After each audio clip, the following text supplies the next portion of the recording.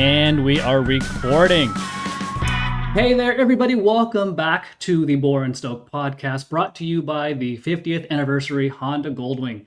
I'm your host, Troy, and today we're diving deep into the black box that controls everything your bike does and everything your bike doesn't do. Of course, we're talking about the ECU, and we'll get to that in just a second. However, before we go any further, let's take a second to hear from our sponsor. 50 years ago, Honda dropped the first Goldwing and pretty much invented the whole touring category. Total game changer. And while we didn't invent podcasts, we are bringing a fresh take to the moto world with this one.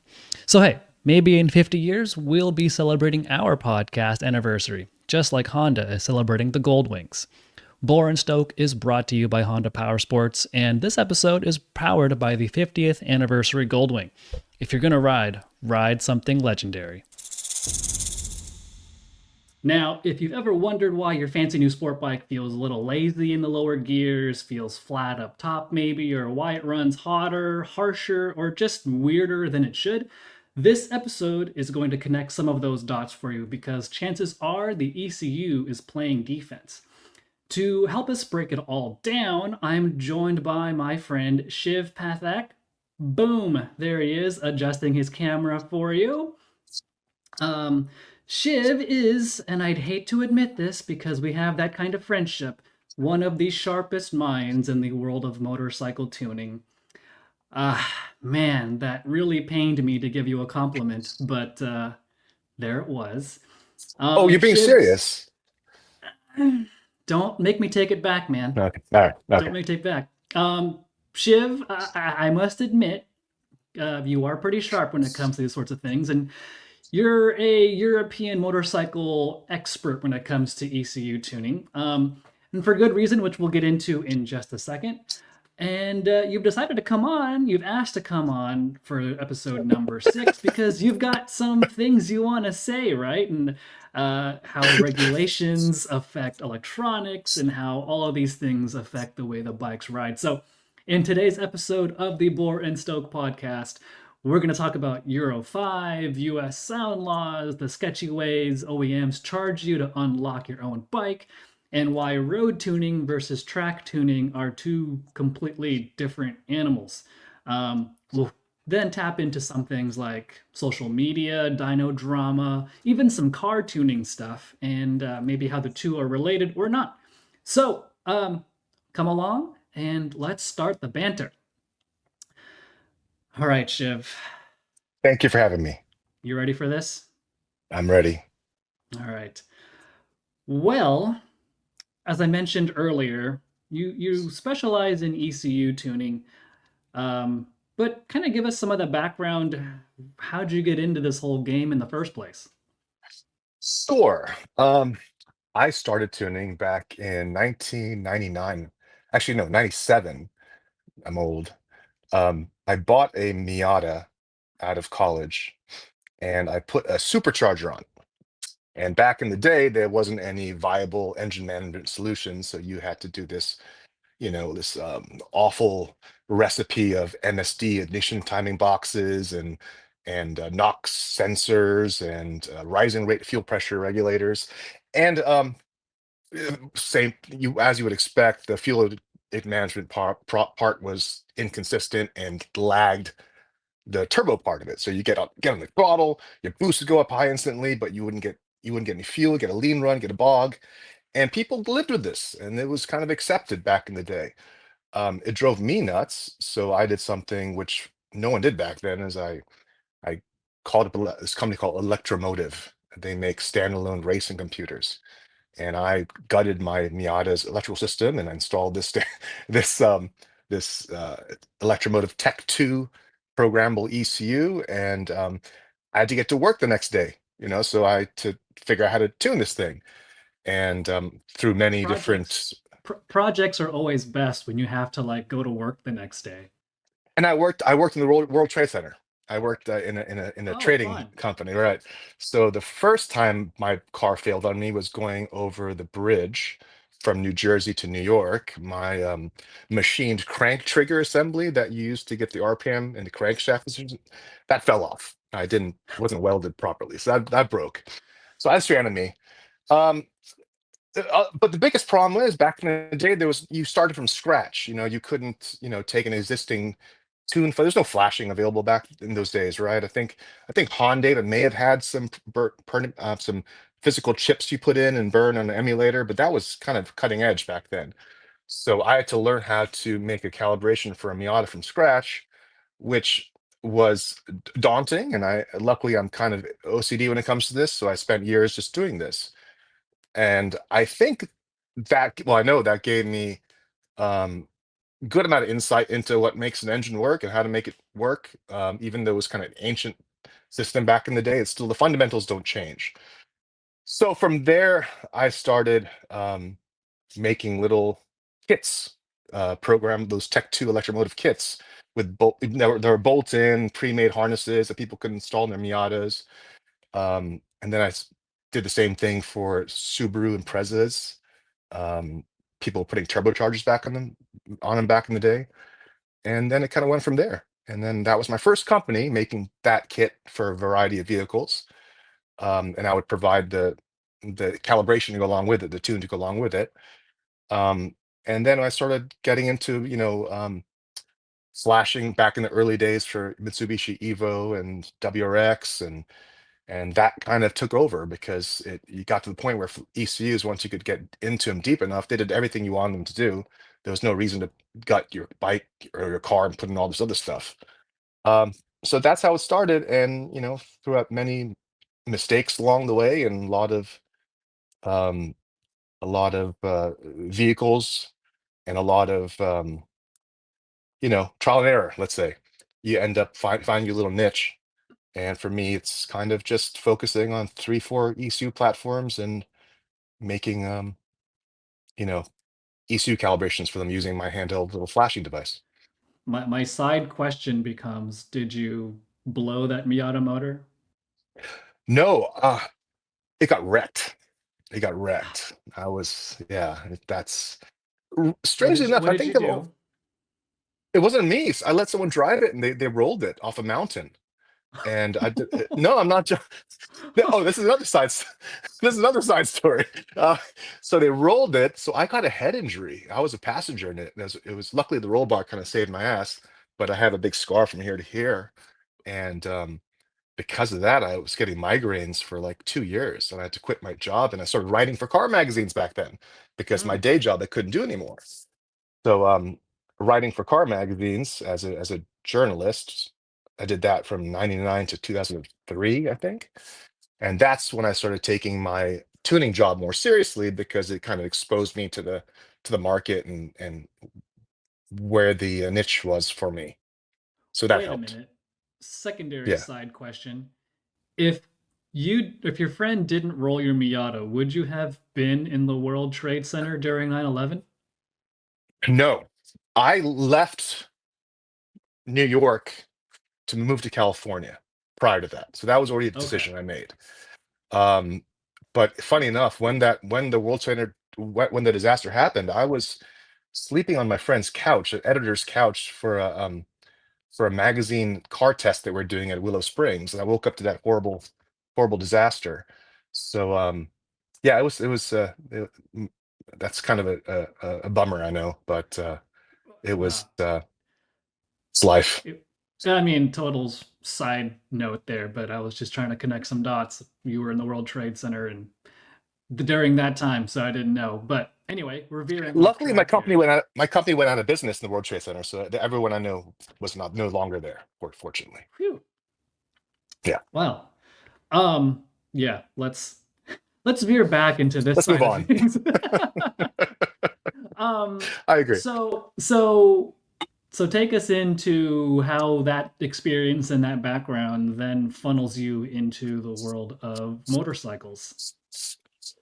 Funny enough, I got kind of burnt out with all the car tuning I was doing and all the we were building a lot of cars for magazine tests. It became a full-time job. We were participating in, car and driver super tutor shootouts. We were doing road and track tests. We were doing all these. We did one lap of America in a Mitsubishi Evo. Um, so it got to the point where we were always constantly building vehicles. and racing them and competing with them. And my idea was to get a motorcycle, something which I wouldn't do any work, wouldn't do any, wouldn't do any tuning on, just for fun. And of course, I get a Famous bike last and I start words. tuning it. Yeah, and now all of a sudden, I realize that the state of the art for tuning the motorcycle world is so far behind the car world that it drove me nuts. Um, it's the stuff that people still do in motorcycle land. People stopped doing them in the car world, 10 years ago. Um, so that's what kind of got me interested.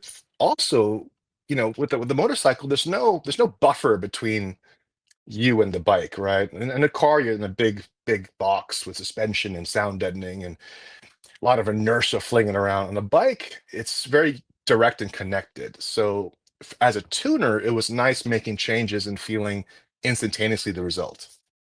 Hmm. Um, Whereas on a car, you can kind of be a little, you gotta, did I feel something? I don't know. With a bike, you feel it immediately, which is very exciting for someone like me.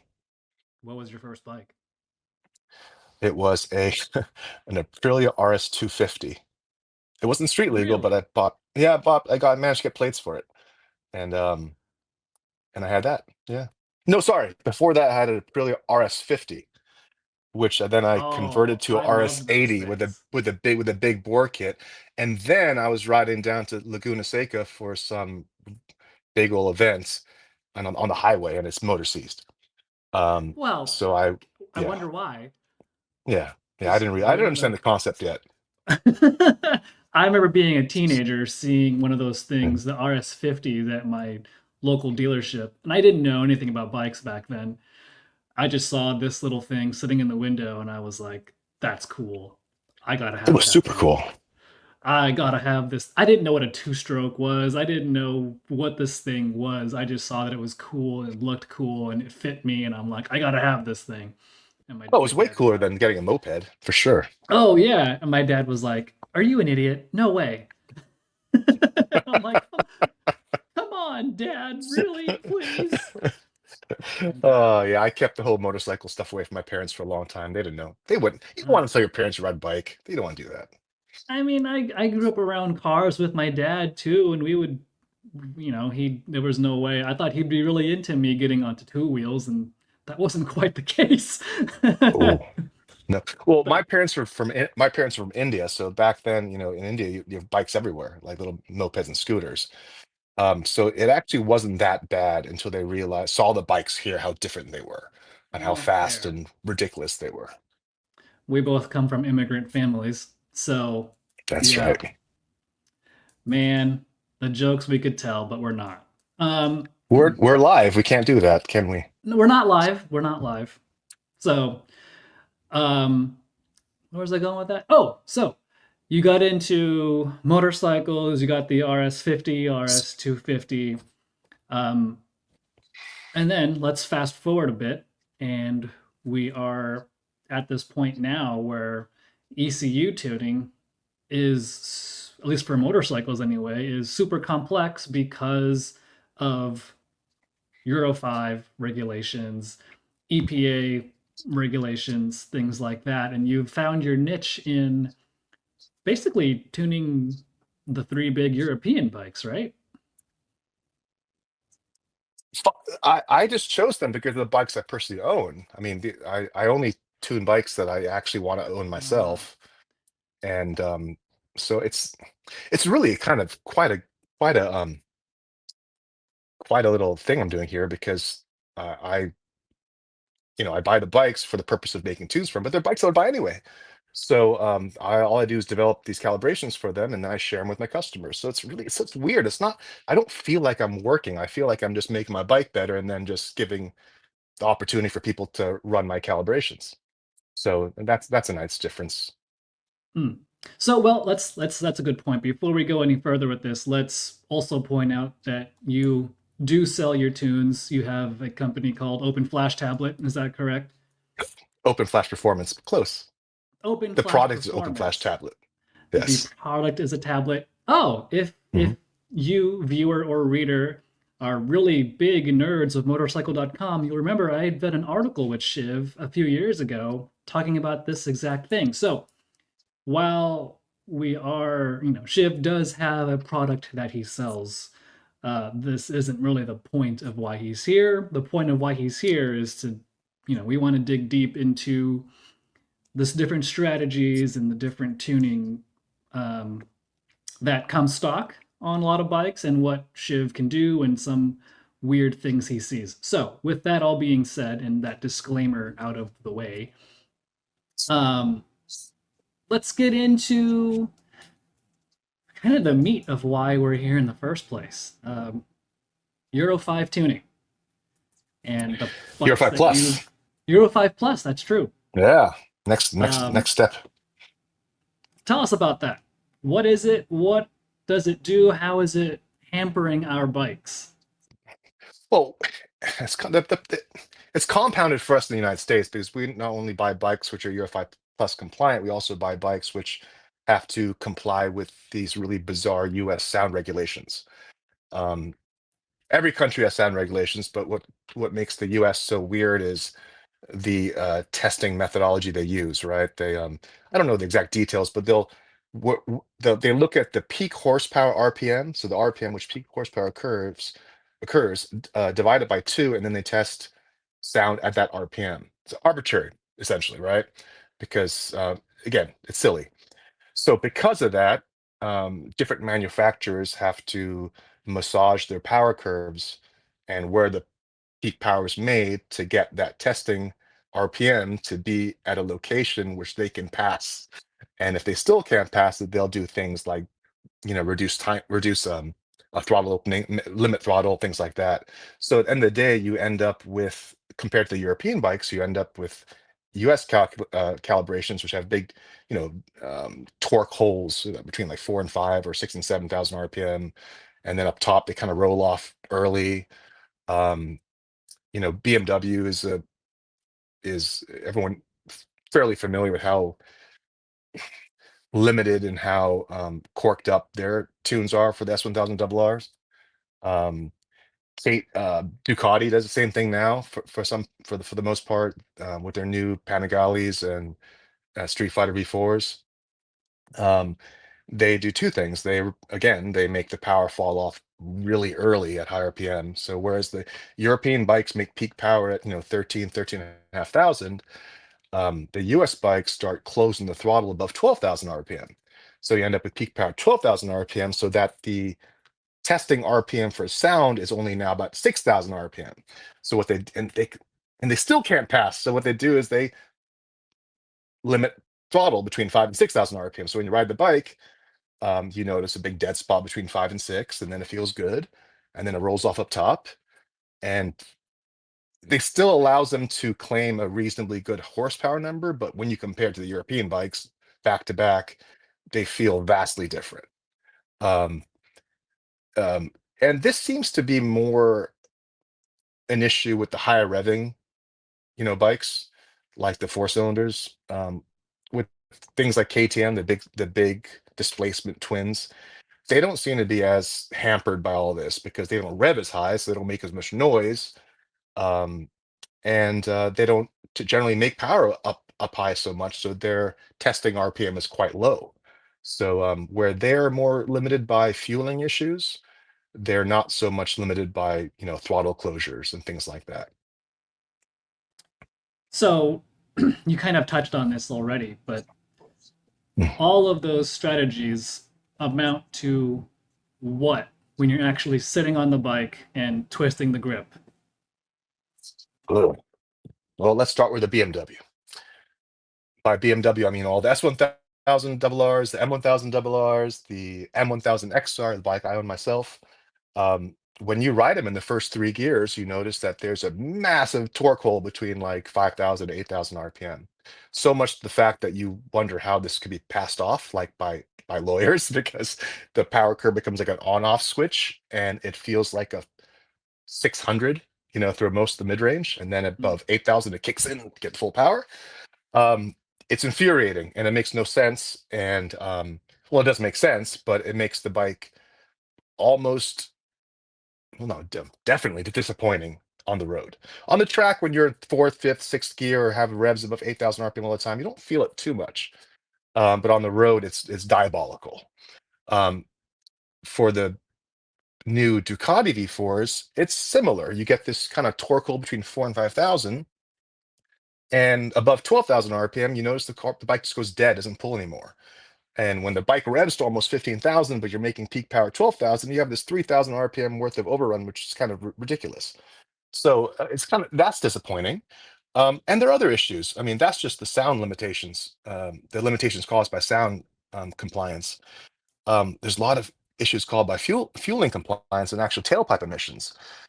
You end up with really stingy fueling, whereas the bike is very quick to trigger an ignition injector cut. So when you're riding and you're closing the throttle, all of a sudden injector shut off, you go full engine brake, crack on the throttle again, kicks back in. So you get this kind of jerky on-off throttle behavior. Um, and then, of course, below Why do at they low do that? RPM, the bike runs well. When you decel, if you left the injectors running, you would get little burbles and pops, right? You'd get little, and that's emissions, right? That's NOx emissions spike at the tailpipe, and you'll fail any kind of tailpipe sniff test. So by cutting the injectors completely, you don't get any emissions, but the downside is you get this really kind of aggressive engine braking characteristic. Um, and the funny part is we've gotten so used to it that people think that's how bikes should be. And Hmm. then when you finally get rid of that, they're like, hey, where'd my engine braking go? Well, this is what bike should have been like to begin with. But as you know, on the track, if you have that aggressive engine braking, let's say like second, third gear corner coming on a front straight when you're leaned over and you're kind of maintaining the throttle, you can get kind of this herky jerky back and forth behavior as you're Right. like right at maintenance throttle. So again, those are things that are just in fact of life now with OEM tunes. You can't really fix them, and that's what kind of keeps me in business, I guess. I mean, on paper anyway, it would seem as easy as, well, just turn the injectors back on a little bit on decel. Yep. Oh yeah, and that gives Okay. nice little pops and bangs. Yep. Um, you've discussed BMW, you've discussed Ducati. You want to shed some light a little bit on what KTM is doing? Yeah, KTM is doing some. It's so sad what's happening with KTM. Hopefully, they Well, looks like they're restructuring and coming back. So, right. um, th- they actually do the best job of all of them. If you look at the actual calibration, the stock calibration, it's not that terrible. I mean, below 6,000 RPM, they run lean, just for emissions. So it's the downside is you can't really use sixth gear because when you do, you kind of get in this RPM band, which the bike runs lean and kind of engine kind of goes thut, thut, thut, thut, thut, thut on the highway. People assume that's normal because of the big V twin. That's tuning. You can get rid of that. Um, but top end, not too bad. You have two big like paint can pistons moving up and down, so that decel kind of feeling engine cut is pretty aggressive. You can get rid of that, but there's no throttle limiting, which is really nice anywhere, Hmm. um, except on like low power modes, which is understandable. But KTM is impressive with the new 1390. They're doing some really cool stuff. That for the first time they've implemented that cam switch, and Hmm. it Right. allows them to run a really conservative cam below 6,000 RPM. So the bike has really nice manners. If you ride like a 2020 Super Duke, 12.9 Super Duke, it feels like a cammy engine. It's kind of a little bit rough down low, but it has a big, strong mid range. It kind of peters out up top.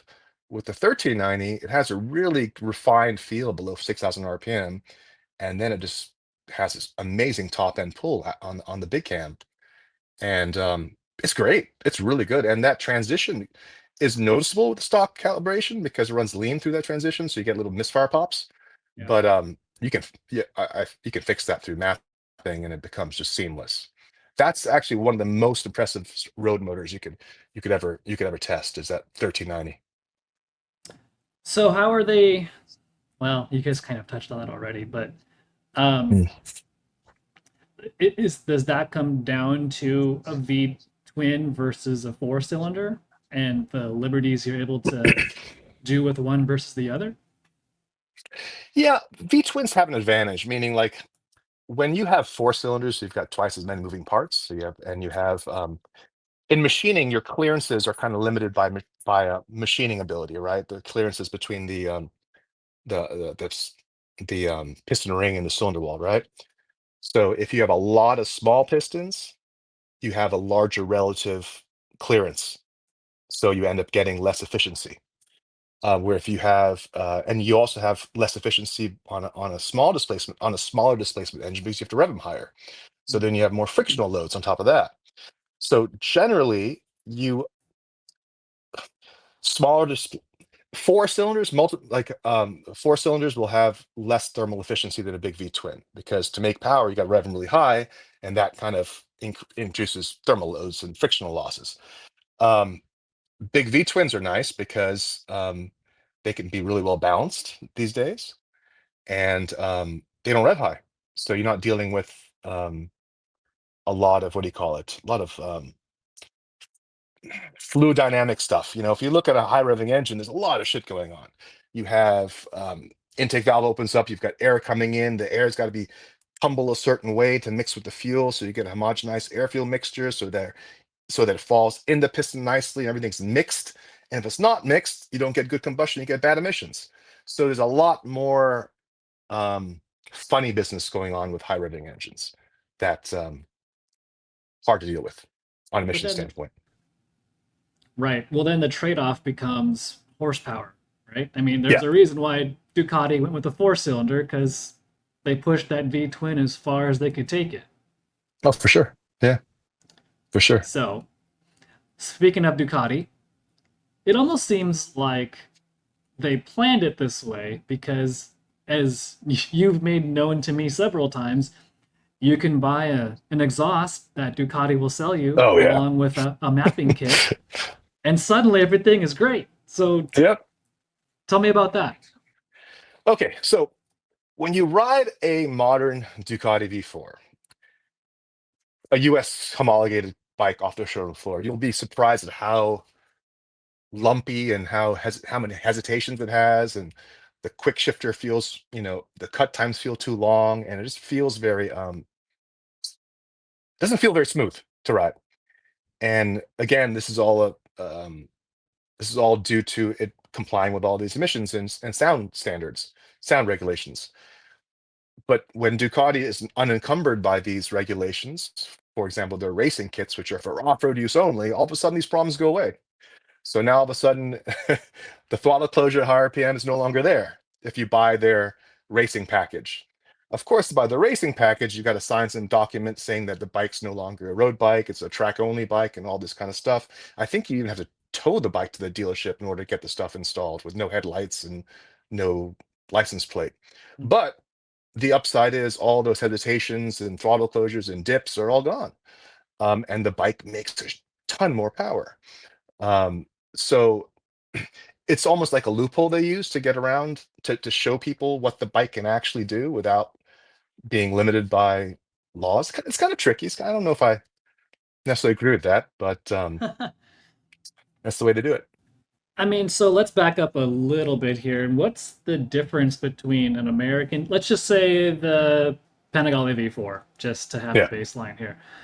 What, from an ECU standpoint, is the difference between the American tune and the European tune? Bone stock. Okay. Bone stock. The American tune closes the throttle above 12,000 RPM to bring the peak horsepower RPM down for sound testing. It Mhm. also has more torque limiting around the 4 to 6,000 RPM range. So when I bought the bike, my 2025 Street Fighter V4, I noticed it had these big hesitations between second and third gear shift, right around 5 to 6,000 RPM, to the point where it's kind of almost, I don't want to sound be too dramatic, but you're leaning forward, ready to accelerate, and all of a sudden there's a little dead spot. You got to go forward over the bars a little bit. You're like, oh shit. I actually contacted Ducati, my contact there, and I kind of explained, hey, there's some weird stuff going on with this mapping. And sure enough, they're very responsive. They send an engineer out to me, and they tested the bike, verified it, sent a report to Ducati Italy, and I guess they're addressing it in an upcoming software update. So, long story short, the US bikes are more tightly controlled to the point where it runs into torque limiters every now and then. And it's unfortunate because it makes what should be a really smooth operating, flexible engine feel soaked and unhappy. Um, and the European files, which I tested on my bike, was probably like 70% better. There's still some limitations going on there because they still have Euro 5 plus regulations, but you could tell the calibration wasn't contoured to this really weird US sound regulation. I was just gonna say. So I mean, it was good. It's not as good as the racing file, but pretty good. so yeah, that was my part of my question too. Was so Euro 5. I always get this kind of jumbled up, but the Euro 5 plus regulation, in comparison to EPA, primarily has to do with sound. Is that right? Seems that way. Yeah. EPA has a bigger sound limit, and Euro 5 plus isn't as concerned with sound and more about tailpipe emissions. Is that It's not so accurate? much.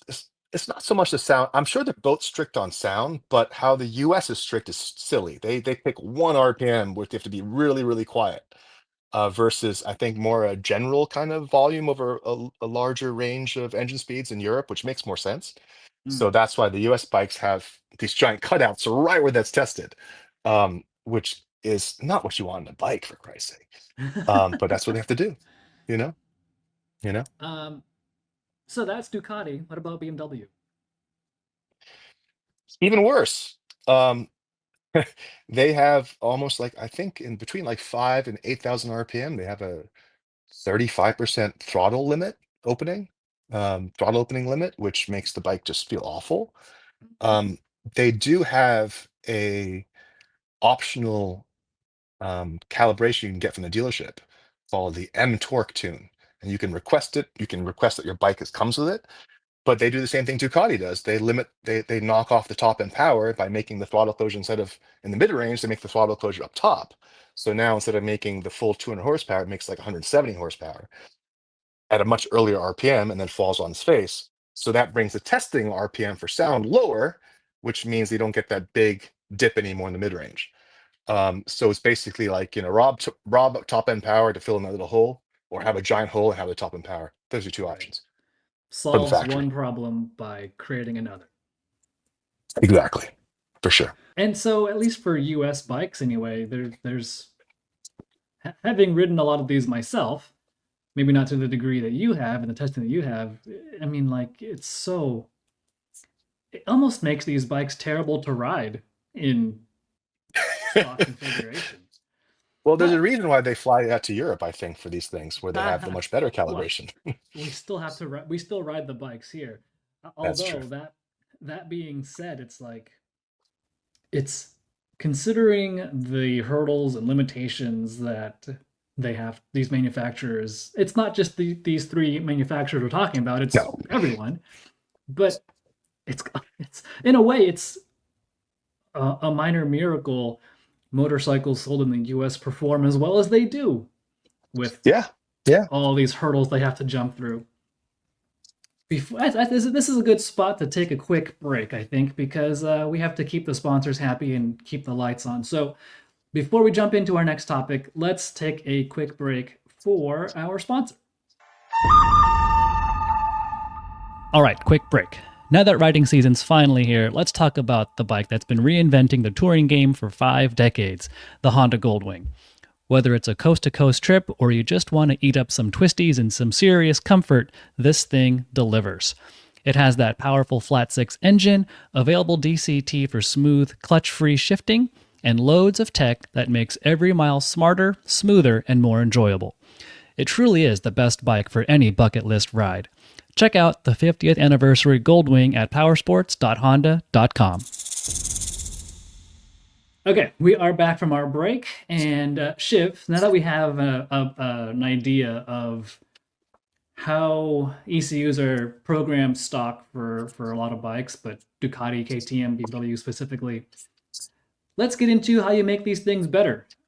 What are you looking for? What sort of what do you do when you're going in there and working your magic? Explain to us the process. The process, okay, the process is buy the bike. I've Okay, smarty pants. no, I mean you these days there these limitations you're dealing with, these compromises that are made in the calibration are so like there's so many of them and they're so hard to pinpoint because the problems are kind of nested in multiple tables in the ECU file. So you just can't look at a table and go, oh, that's the problem, fix it. So and there's also many different ways to solve the problem because now ECUs have like torque monitoring. Some of them don't even have like discrete throttle maps. They have torque target maps, depending on where you've put the throttle twist, it'll tell you want 80% torque, and then it runs through this giant algorithm on the best way to create 80% torque, whether the combination of fuel, timing, throttle, all this kind of stuff. So it's a lot more sophisticated than it was. They're entering the Now we're kind of getting to the point where cars were maybe 3, 4 years ago, as far as how complicated the ECUs work. And as a side, that's why a lot of things like power commanders and rapid bikes and all these bikes don't really work anymore because there's too many variables and you can't tweak a few inputs to get the desired output because now the it's a black box that doesn't work as you would expect it to. So the first step, buy a bike, evaluate it, and really kind of then I really kind of quantify where the problems occur, where the problems are, and How sometimes do you I'll do that? ride on the street, go to a couple track days, do commute to the dyno back and forth every day, run through the paces, different temperatures, cold start, hot start, city riding, highway riding, um, just ride it like a customer would, you know. And you can kind of, if you do this long enough, you kind of recognize what what issues are the most offensive, like and you kind of tackle those first. For example, with the new Ducati, the most offensive parts were the shifting. When you make a shift, the torque management limits kind of get triggered, and you get these massive throttle cuts, and it feels very awful. So the first thing I did was I went into the, the torque monitoring tables and I kind of raised them to get rid of that problem, and then continue riding. And now you see what's the next problem in the chain, right? And then you kind of do this over the course of 2, 3 weeks. You kind of take notes and see what issues you had, and you kind of mark where you are with them at this given point. And then you take it to the dyno, which I got a dyno which I use for really see, I said, okay, dynos generally are used just for power runs. A lot of tuners use them for just power runs, and they say, oh, look at the power making, yay. Dyno, about 10% of my work is on the dyno. Just the stuff to, you know, um, validate, power runs. But most of it is 90% of the work is done through street kind of tuning, just by feel, Hmm. because you can't you will ride a V4 differently than a twin, right? I mean, it just naturally, right? So it's hard how relate to the bike changes depending on which bike, how much power it has, the power curve. So you're not going to ride a Street Fighter the same way you ride a Super Duke. So being able to kind of go by the seat of pants and find these issues, an issue for the Street Fighter might not be an issue for the Super Duke based upon the difference in the way you ride it. So, um, 90% of the work is on the street.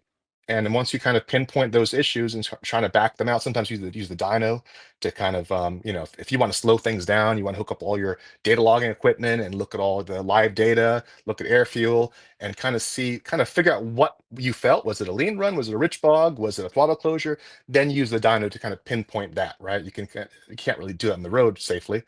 Um, so you just do this, and I mean, it can take a while. I can spend 3, 4 weeks just working out the major bugs, and then it might take me a month or two before I even have the first revision of the calibration.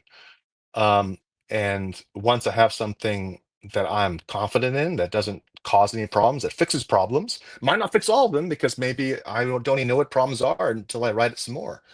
Um, I'll release that tune to customers, and I'll get their feedback, and I'll keep on developing. And the nice thing is you can kind of keep on pushing out revisions as they come in. So and with each revision, I addressed one other problem, which maybe I didn't know there was at the time, but now I do. So it's fun because you kind of follow this it's a process, and the process is very rewarding because what you end up with is not always what you thought you would. Like for the new Ducati, for instance, I didn't realize how wonderful that engine was until I tuned it. And then you realize it like burbles with power. The power just it just it's such a unique feeling engine, which I didn't know I had when I first got it. And same with the Super Duke. You don't realize how much power that thing makes at the top end until you tune it. Hmm. Um, so being able to share this with customers and get feedback from them, and more importantly, everyone rides a little differently. Different customers are going to give different bits of feedback, and you kind of use that to define your next move. And again, this thing could be take a year till you have a finished tune, but that doesn't mean that the tunes along the way weren't good enough. They're good, but they're never going to be as good as they're going to be after more testing time. So I think that's the difference between owning the bikes and riding them daily and then sharing the tunes with my customers versus just borrowing a bike for a week, making a calibration for it, most of based upon dyno tuning, and then just releasing that and making that your final tune. And that's what a lot of the industry does. And I think it kind of shows because they don't fix the hard stuff. They just give you dyno numbers and say, here you go. But how they made the power and how it feels on the road are two very different things. So broadly speaking here, I mean, like, how do you make the power? Like, what is like a get technical, get nerdy, talk to me like a nerd would, like you would. Okay. What are you digging in there for? Let's dig Well, deep and see first what you're thing you, changing. okay, first you want to make sure the throttle opens up. With these motorcycle engines, you don't want the throttle open up all 100% all the time. At low RPM, you want to have the throttle closed a little bit to get proper air fuel swirl. Hmm. So you got to find out at which point how that ideal throttle curve looks. What point does it go 100% throttle? Is it 3,000 RPM, 4,000 RPM, 6,000 RPM, and then it stays that way. So you first want to make sure all the torque limitations are out of the way. Once you have an issue where once you reach the state where you're getting air coming in and out, the next question is how do you manage that air? How do you mix it with the right amount of fuel and spark time to get the ideal output? That's the part that takes time. Yeah, you can kind of assume that this motor wants to make, peak power somewhere between 12 and a half AFR to 13 and a half AFR. Every motor is going to be different, and sometimes you have to make things run a little richer to make it more knock suppressive, because on certain motors, especially in our fuel, you deal with knock. So you try to find that ideal combination of fueling and timing that A, keeps you away from the knock threshold sufficiently, and B, maximizes power. And that will vary from location to location. So it's it's work because then you also have to deal with the whole thermal management issue, right? You have people who ride the bike on the street to go to Starbucks, and they have a very different use case than those guys who, AFM racers to go race Thunder Hill at 110-degree weather. So you have to make sure that the temperature computations work correctly. You got to make sure that ignition is being pulled out as air intake temp and coolant temp goes up properly, but not too much. Too much, and then you can kind of make an engine death spiral by running everything to exhaust gas temps too high, and things start melting, and it's all bad news. Am I being nerdy enough? Go further. Okay, go further. Okay. Um, okay, let's say. Let's okay. I'll give you a topic. Let's just go with the thing people want to know most, making power. Mhm. What are you looking for? What are you doing? What tables are you manipulating to get maximum power out of an engine? Okay. Well, on all these engines now, everything is gearing dependent. So you have something like 12 different, 20 different fuel timing, fuel maps, multiple timing maps, all referenced to a certain gear or a certain riding mode. So basically, you have to go through all the different riding modes and all the different gears. You might want to start equalizing them all to each other for purpose of testing, and then you start just so you're not testing, tuning 50,000 maps simultaneously. And then you get a baseline fuel table, which works reasonably well, that doesn't misfire, that makes good power, that doesn't blow black smoke. And then you start putting in timing. And then you kind of see that trade-off at where you start making max power, that combination of timing and fuel. Um, and then and then you move that to different gears, and you figure on a higher gear you're going to be slower rate of acceleration. So usually you tend to run a little bit leaner when that happens because you get better cylinder filling, right? If you in first gear you go through the revs real quick, your engine spins faster than air going into it, so your cylinder filling is not as high. Does that make sense? Mm-hmm. Yeah. Yeah. So generally you want to run the lower gears at a less at a leaner fuel maps, and the higher gears at a more rich fuel map. So then you on the dyno, you see where you make peak torque, and you kind of you work backwards from there. You find where you are operating in that bell curve. That bell curve is a function of ignition advance and torque. As you increase ignition advance, torque starts going up. You keep increasing it, it starts to go down. You don't want to be here. You want to be where it starts to make power, kind of near the top. And that will depend upon RPM. So you kind of go through the whole rigmarole of testing every RPM from, idle to redline. Um, and it gets tough on a dyno because then you start dealing with, and this is the mistake a lot of tuners kind of run into. They spend too much time on the dyno, and then they end up tuning for dyno conditions. And dyno conditions are kind of odd because unless you have like a Boeing wind tunnel, you're never getting proper air cooling, right? There's no ram effect that you would get at 90 miles down the street. And then you also get exhaust gas contamination.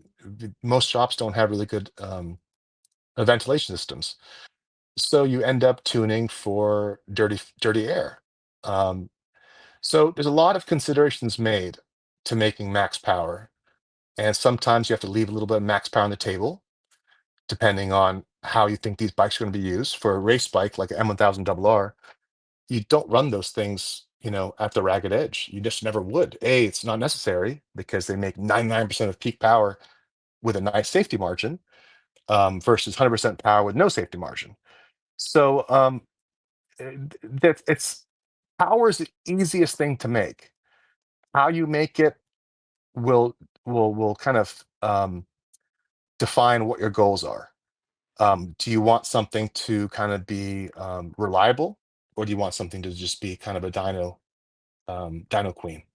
Well, that goes back to something you and I have talked about when you first got your Street Fighter, the current Mhm. one, and you were telling me how great of a street bike, Oh, it's street wonderful. street engine, whereas I've only ridden that engine on a track, so I've only revved the piss out of it, and you've had a chance to use it in more subdued conditions. And you were saying how I might have misquoted you, but how the tuning for the street versus your tuning for the track, especially as far as this particular bike goes, the Street Fighter V4, has revealed pretty much like two different sides of the bike. Is that accurate? Yeah, the one thing that let's mention the shortcoming. It still gets shitty fuel economy, right? Like it's never going to be a touring bike. I get 70, 80 miles per tank, and that's about it, Well, before you're the not light comes buying these on. things. These aren't touring bikes. You're not buying them for that.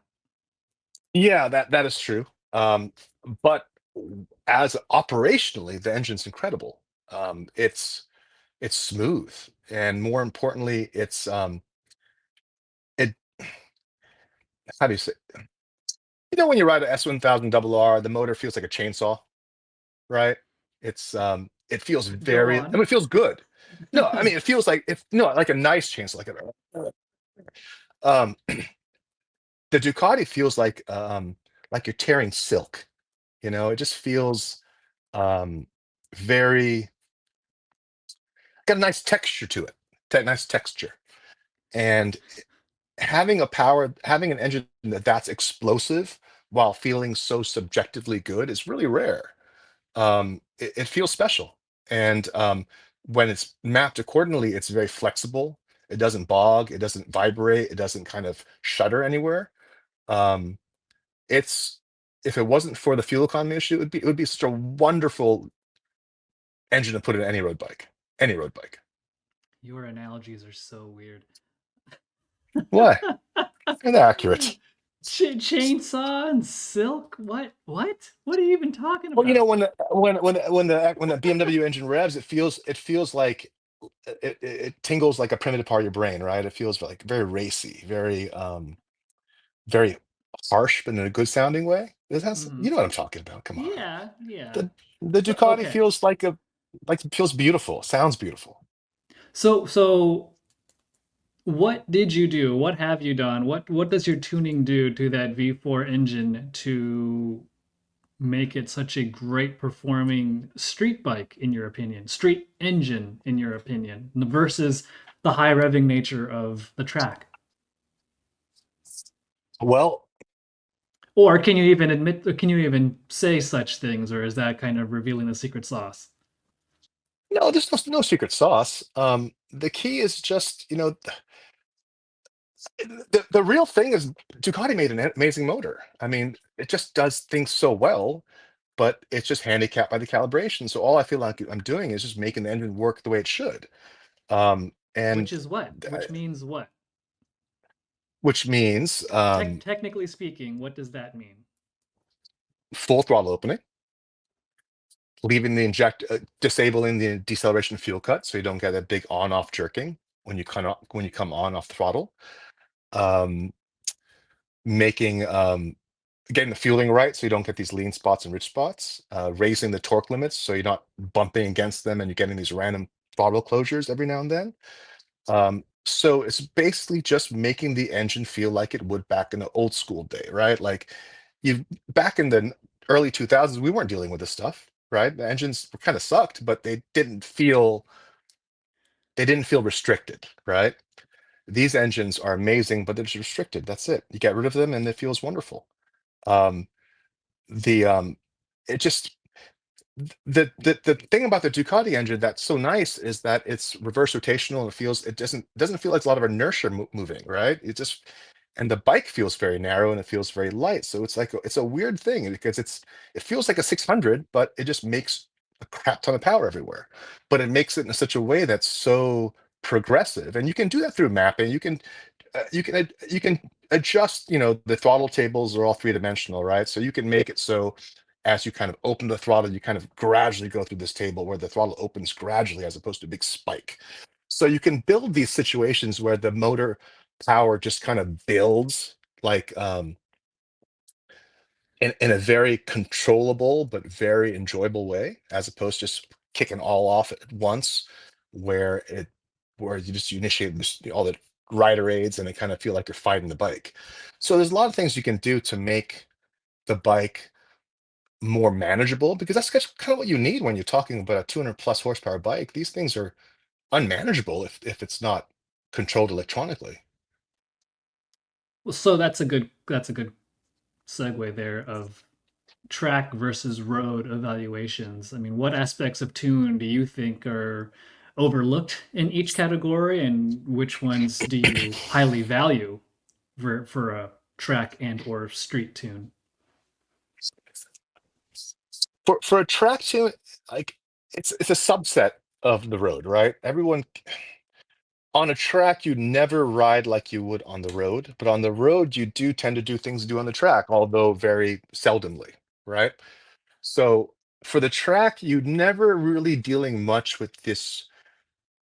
You see partial throttle, but it's all very decisive. You go on the gas, chop the throttle, brake. pick up the throttle, neutral throttle, accelerate. That's it. You're kind of doing the same thing every lap, the same corner every lap. So there's only, a couple dozen different um, combinations of events that you see on any given lap. And and then if something doesn't work right, you kind of switch things around a little bit by changing the gear, picking up the throttle earlier. So on a track, it always gives the ability to kind of improve lap after lap or make up for little tuning issues. So much to the point you don't really think about it. It becomes natural, right?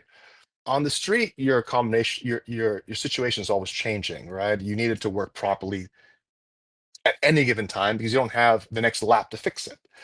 Um, so the street, you just have to go through, you know, partial throttle transitions, not just increasing, but also decreasing. You got to get used to things, for example, on the street, you enter a blind corner. What do? Right? You have one hand, well, you got what, two fingers on the brake coming in. You're often in this weird situation, this prolonged trail braking situation. And then you don't know when you're going to accelerate, right? Because you don't know when the road tight opens up. So on a track, you know when you're going to accelerate. You know where the corner goes. So for the road, just many more combinations you got to go through. And things which you will never feel on the track, you will feel on the road as being diabolical. Um, for example, those throttle closures, you won't feel them on the track in a BMW unless you're in the wrong gear. On the road, you will. Um, So would so it be fair to say that a good tune for one circumstance may not be a good tune for the other? absolutely. I mean, a, a a tune that was simply developed on the track will not be good on the road. Chances are. The same way a tune that was developed in a dyno only won't be good for the road, guaranteed. Um, for example, you have back in the day we would get these. People say, "Hey, I have an opportunity to get my bike dyno tune versus running this guy's tune." Um, Always go for the dyno tune because it's custom. But is it really? Because most dyno tuning, they just play with the full throttle conditions, right? And if you have these torque limiters in the mid range and these non-linearities that you feel on the road not addressed, you'll still feel pretty poor 90% of the time. Um, versus the guy who spent 3 months testing the road, getting rid of all that stuff. That's the hard part. The dyno stuff's the easy part. So like you generally want to use tunes that are street developed but Right, validated on the dyno, validated in the track. That's all fine. right. But the street's harder. It's a harder nut to crack. So a You know? street, and to sum it all up, a street tune would get you 90% of the way there versus one developed strictly on a racetrack. Yeah, absolutely, absolutely. Also, think about it on a racetrack. Do you think about cold start, hot start? Idle stability? Not really. You got your helmet on. You got your red leathers on. You're waiting in the line and then accelerating. That's it, right? You Yeah, don't think about these. Can you hear your idle low with helmet on? No, not really. right. I can't. I mean, well, your ears aren't the best, but That's true. that's besides the point. My ears are pretty You good, actually. oh, it's your eyes. That's right. It's your Mm, eyes. that's the problem. Yeah, yeah. No big deal. Don't need your eyes on a motorcycle anyway. No, no. Uh, so you talked about, and you've mentioned already your history starting off in the car side of things, now the bike side of things, how the car world is generally a couple of years, if not a decade ahead of bike tuning and things. So just curious, uh, talk to me more about tuning a bike versus tuning a car, where they're similar, where they're different, lessons you can take to both areas, and just stuff like that. Well, tuning a car, um, engines tune the same way, but bikes are unique in the way that they are. The bike engine is a lot more sophisticated than any car engine, right? It's almost like an F1 engine from ten years ago. Like you don't have, you'll never find a car engine that revs to 14, 15,000 RPM. So on a micro level, bike engines are a lot more interesting to tune because you're dealing with all these really cut me, you're making 200 horsepower per liter, which you never do in a car. Um, But in a car, you have this, a lot of sound deadening, a lot of suspension, a lot of drive line, a lot of extra things flapping around that kind of dull what you feel with the engine, right? You make a change on a bike, you feel instantly. You make a change in the car, you kind of have to it's not so obvious. Um, but the difference with a bike is that rarely are you hunting for more power, especially on a leader bike. So for like if I have, all my bikes make over 200 horsepower. Like, will really feel 5 horsepower loss anywhere? No. It's as it is. It's overwhelming for most people. On a car, you can have 1,000 horsepower car, and you can feel, and it'll feel faster than a 900 horsepower car because you have, big contact patches, and you can use every bit of the horsepower. With a bike, you value ease of use more than how much there is to use, because it's all about how exploitable it is. If a throttle is too twitchy on off and it's hard to roll in the throttle, um, you're going to get you can, your your wheel's going to come off the ground, your front wheel. You're going to trigger anti-wheelie. You're going to get a power reduction. You're going to get traction control. So you have your whole goal with bike tuning is to avoid that chain reaction of electronic intervention, and to make the bike as accessible as possible to the rider. And different riders will have different levels of ability. You're going to be able to extract more than out of a bike than someone else off the street, right? But you still want you're literally trying to tame something which shouldn't be tameable, right? I mean, these things are insane, these modern bikes. Um, so more attention is paid to exploitability than just sheer ridiculous output. On a car, you can get away with that. On a bike, you really can't.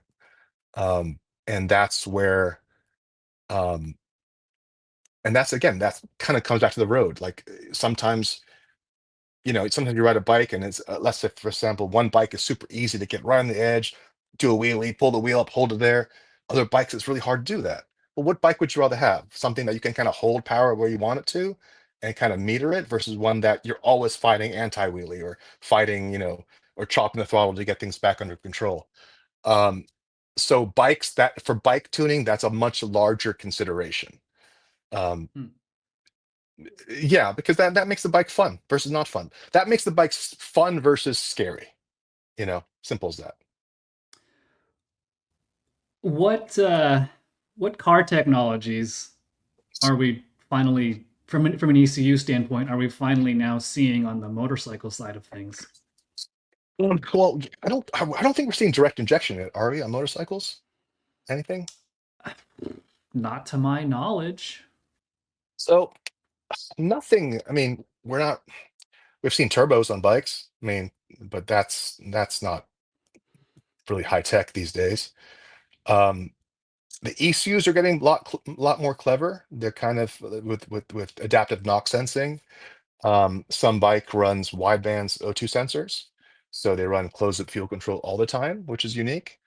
Um, but the ECUs themselves are still several generations behind car ECUs. So Not several, a couple of what generations behind. what does that mean for the layman? Meaning you don't have direct injection, number one. In cars, you have your fuel injectors or direct injectors that operate at 3,000 psi, not 43 psi. So the purpose of that is to properly control that blast of a pinpointed blast of fuel into the engine, and that actually gets injected during the compression stroke of the engine. That's why it's at such high pressure. So all this is to create a stratified air charge to get a good clean burn, which is more of an issue with cars these days, because their emission standards are a lot tighter. I mean, you're trying to make a 3-liter motor, a 4-liter motor, 5-liter motor that makes a bunch of power clean, and that's much harder to do in a car than on a bike. So Plus, until those more and more regulations cars get have tight. turbos. Exactly. So there's no it's not necessary for the bikes to be as advanced as cars these days, because our constraints aren't there yet. we're not trying to make more power with bikes, really, like you do every day in a car. Every year, a car gets heavier due to crash regulations, and they got to make more power. And you know, it's a different game in the car world. The technology needs to keep up with the ever-changing demand.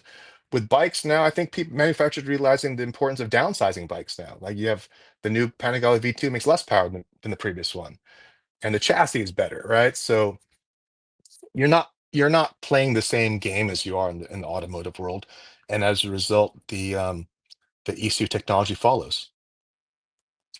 Speaking of playing games, tell me more about why or how you think social media is corrupting this tuning world.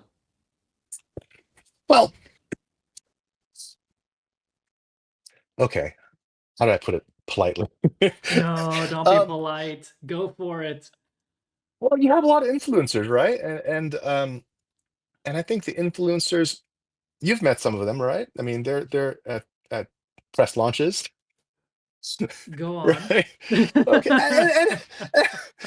and they're not exactly like skilled riders, most of them. Um, and it just seems like they'll do the highway drag, the highway smackdowns and races and things like that. And yeah, is that really a good test of a tuning package or an exhaust or an intake or whatnot? There's not These guys just generally tend to get free parts and then they just say whatever's so good about them. And it's unfortunate because it it it encourages manufacturers and tuners to cater to that model of business than actually trying to develop the best part they can develop. Um, for example, back in my day, when we participated with car magazines, we would do shootouts, and then we'd get a bunch of other tuners, and would make cars, and would compete under like a triathlon of tests, quarter mile, skid pad, road course, all this kind of stuff. And if your car broke, and you get shit on. It's like there's no like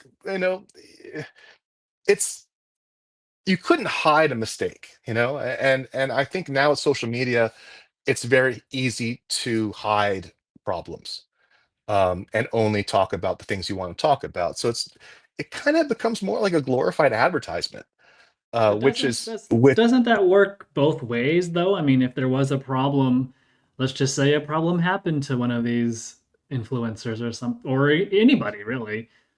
If a problem surfaces, the potential is there for that to get exploited. but they don't surface. I know about a lot of things that go on in the background, but they never come out in reality. They never come out in public. Um, because I mean, it seems like a lot of influencers are almost like advertising arm for certain companies.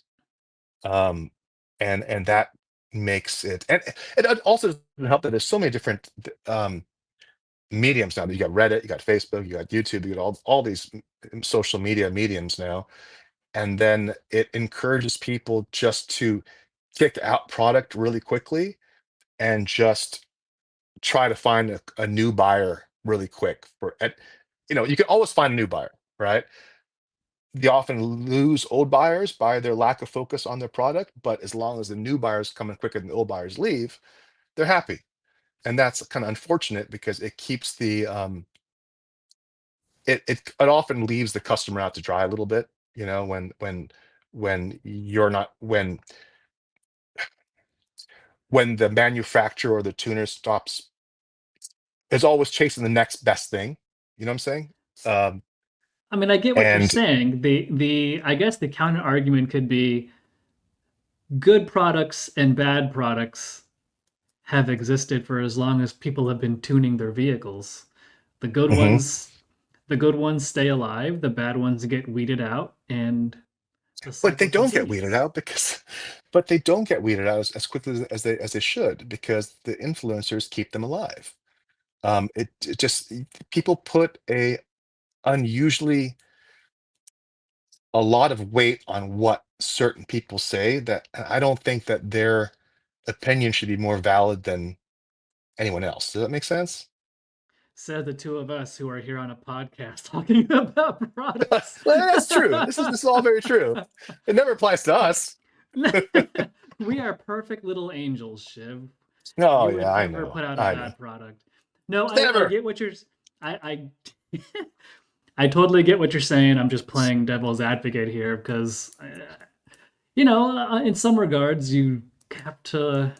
Oh, don't have to, but some people learn their lesson the hard way, spend their money on a product that may or may not be a good product, and learn. And but it also comes back to what I said earlier about the good products tend to stay alive because eventually it might take a while or it might not, but eventually the superior product will win out. Yes, usually it does. Often it does, but sometimes it's a battle. It's a battle. You Oh, for know, sure. yeah. For sure. Um, well, yeah, we could keep going on about that, but okay, let's put that aside for a second and let's talk about, speaking of products, let's talk about the future. Where do you see the future of engine tuning headed? So, well, I engine tuning is always going to be the same as far as the mechanics behind engine tuning. How it kind of trickles its way down to the client customers, the end user is going to change. It seems like the tuning shop is kind of dying. You know, the between emissions regulations and rules, it's very hard to have a tuning shop these days because various legal reasons. So you're going to find a lot more people catering to track guys, catering to people who aren't encumbered by legality.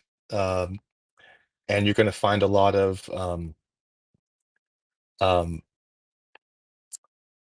and the world's going to get smaller. In other words, I don't think you're going to see local tuners um, servicing their locality. You know, you're going to find certain experts in certain fields, and they're going to be the ones supplying products around the world. You're going to find people specializing more because now with ECUs getting so complicated and and having so many issues due to these regulations, it's going to be hard to kind of focus on more than a handful of platforms. So you're going to find, you know, specialists, and that specialist is going to establish himself in this one or two, three different areas, and they're going to supply tuning services for the world, for for for for um, for enthusiasts of that platform around the world, and everyone's going to find their niche. And I think the idea of a one shop that focuses on every single model is you can't do that anymore. I don't think that's possible to do properly.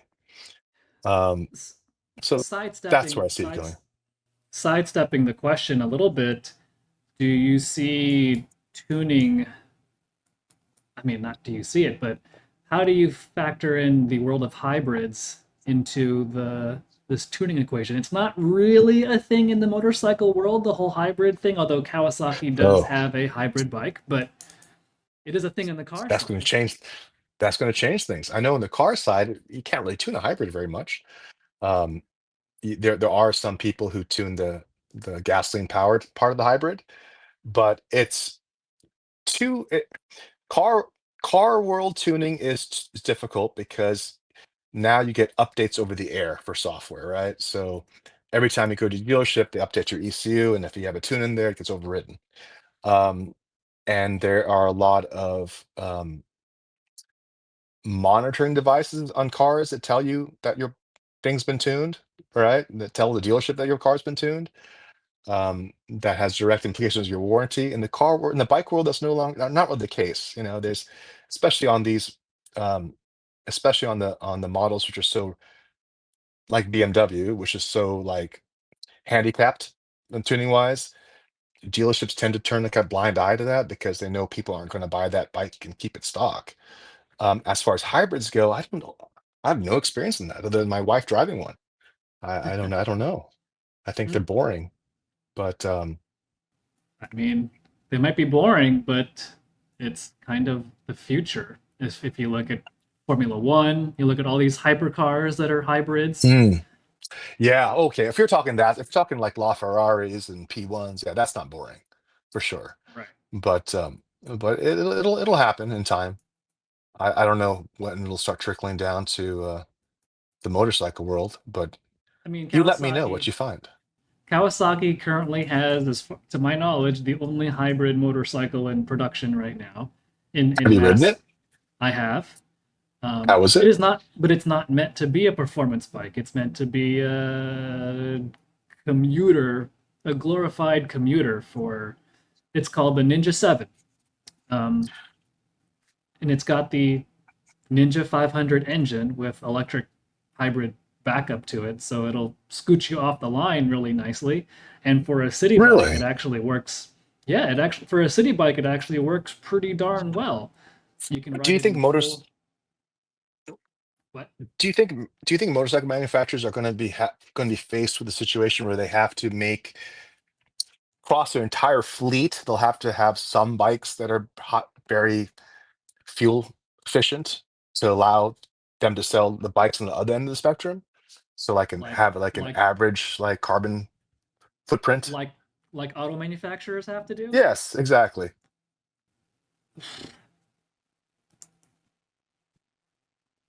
I mean, I would never say never, but it seems like the motorcycle industry is far too small to catch that sort of attention from any sort of governing body. That's nice. That's good to know. That's good to know. I could be wrong, but it just seems like that would be kind of misguided, personally. All right, good. All right, fair enough. I'm excited. Okay. I'll be happy to dig into it if I need to. Yeah, potentially this opens a world for you. Maybe not, but we'll see. No. Um, so we're gonna wrap things up here because I have taken a lot of your time already. But before we close this out, let's do a little bit of a rapid fire sort of a thing here. Keep this answer as brief as you can, but as Oh, I can't detailed. do that. All right, fine. Just give me the answer then. What do you Okay. want every What do you want every rider to know before they flash their ECU? Make sure your battery's strong. Don't have low voltage in the battery. Plug it into a tender. That's solid. Yeah. Solid. That's an Uh, answer. That's a proper answer. I asked, you answered. There we go. Yeah. Um, if a rider chooses to go to a tuner, Mhm. what sort of advice can you give them to so they can tell that their tuner knows what they're doing? The tuner should own the bike, should ride the bike, I mean, that's the way it is. I mean, you can't, the idea of bringing a brand new bike that a tuner's never seen to a dyno shop to get tuned, and maybe he's tuned a few bikes, but only at full throttle and maybe half throttle, but has never ever spend a weekend on one. Ugh, like, how is that going to work out well? I mean, how is it going to work out optimally? It can't, you know? The hard part's the dyno's the easy part. The hard part's all the stuff you do on the road. Unless they have road time on it, what are they gonna, they're not gonna know what the problems are and what to fix. Fair enough. I mean, that's accurate, I think. Fair enough. Fair enough. Yeah. All right. Those are my two quote unquote hard Just two, hitting you did two, you questions. only had two of them? I mean, the rest I can't say publicly on this sort of forum, so I'll leave those. Okay. I'll leave those All for our right. private conversations. Shiv, you do sell a product, but your product is pretty limited in the scope that it applies to. Just the It's bikes I own. Yes. right, which would be Yes. Aprilias, Ducatis, KTM's, BMWs, right? BMWs. Yep. Okay. Um, yeah, here's a chance to plug yourself. If people want to find you, where do they go? They can go to openflashtablet.com. Has a list of all our applications, what we sell the tablet for. The tablet is a little handheld device that pairs with your phone, that you use your phone to control, and no laptops are necessary. Everything's up, all tune files uploaded to the cloud, so it is very easy to use, and tunes are pretty good. If I do say so myself. But you're not biased or anything. No, no, no. All right. Well, I can speak from experience here. I have ridden a bike Shiv has tuned in the past. Dang, that was a couple of years ago now. I'm behind the times. Which one? But your Street Fighter, your Oh yeah, previous okay. your previous Street Fighter. Yeah. I gotta get you this Um, new one. mm, I need to hop on that too. Definitely Yes, gotta yes. hop on your X1 or M1000 XR, your Super Duke, this new Yep. Street Fighter. I need to do those things. Um, I'll put him in a van. I'll bring him down. let's do it All right. Sounds because we good. don't have enough bikes to ride. All right, Shiv. Thank you so much for joining us. I think we've stressed this topic, stretched it as far as we can possibly take it. So um, all we have to do now is ride bikes together and stop It's been talking a about while, it. man. It's been a Yeah, it while. has been. Yeah, Right let's on. do it. Shiv, thanks so much for your time. I will Thank you for chat your with you time. soon, and Absolutely. we'll crack really bad jokes some other time. I expect that. Yes. All right. Thanks, Shiv. I'll talk to you Have a soon. good day. See you. Bye-bye, guys. Bye. All right. Oh, my goodness. Well, as you can see, Shiv is a wealth of knowledge, and I find that people like him when they speak in such a way to where they have to kind of catch themselves a lot. Is because they have a lot to say and they want to kind of say it in a way that you can understand it. And we could have obviously talked a whole lot longer, but we have to cut this off at some point, right? So that's going to do it this time, folks, for this episode of the Bore and Stoke podcast. Again, huge thanks to Shiv for stopping by and schooling us on the real story behind ECU tuning and why your bike might be way more capable than it feels right now. Really, the reasons have to do with regulations, right? Both here and abroad. Meeting these rules doesn't usually align with making a motorcycle perform at its best. And so, what makes things even more frustrating for people like me who review all kinds of bikes for a living is that we're almost exclusively testing bone stock motorcycles with all the restrictions and all their negative traits that on paper could be easily tuned out. So yeah, we can definitely notice these bottlenecks when we're riding these bikes, and often we say so in our stories and our videos.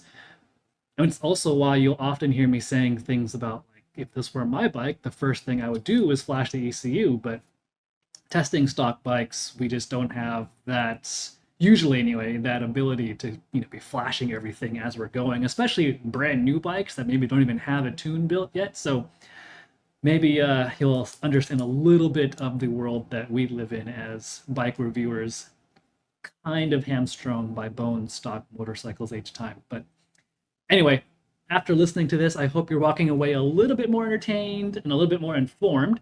And if you dug this episode, please let us know by leaving a rating in Spotify or Apple. And maybe even tell your buddy who thinks flashing an ECU is just for race bikes is not correct after all. But yeah, those reviews on Spotify and Apple, and those are huge for us. They really help us along. And if you're watching this on YouTube, leave us a comment. Let us know what you want to know about tuning. Tell us what you think about the podcast, all that good stuff.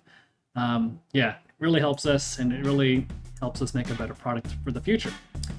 All right, guys, that's it. Thanks, everyone, for tuning in to yet another episode of the Bore Stoke Podcast, brought to you by the 50th anniversary Honda Goldwing. We'll catch you at the next one. And that's a wrap on this episode of the Bore and Stoke Podcast, brought to you by Honda Powersports and the 50th anniversary Goldwing, celebrating 5 decades of redefining the ride. With that iconic flat 6 engine, ultra comfy ergonomics, and tech built for the long haul, it's the gold standard for a reason. Whether you're chasing horizons or heading out for the weekend, choose the bike that set the bar since 1975. Check out the 50th anniversary Goldwing at powersports.honda.com.